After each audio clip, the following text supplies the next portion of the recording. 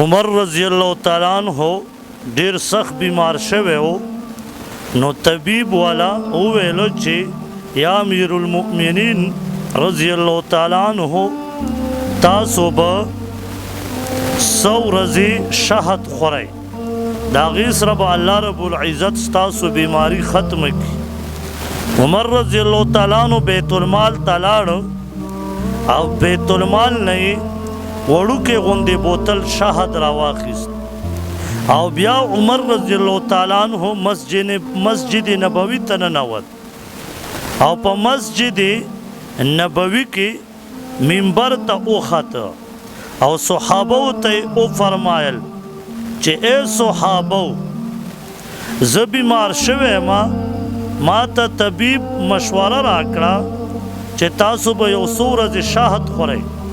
دا شهد ما راخیستی دی نو که ستاسو مال اجازت وي نو زه به وخورم او که ستاسو اجازت نه وي نو د بیت المال مال خوړل مالره بیا حرام دي.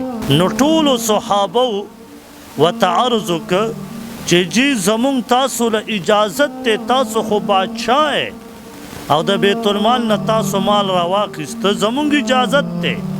عمر رضی اللہ تعالیٰ عنہ ورته وفرمایل چې اجازت مو راکړو خورم یې که زه بادشاه ولې نه یم نو د بیت المال مال زه نه خورم بغیر د اجازته. الله رب العزت دغسې بادشاهان په مسلمان ملکونو باندې راولي.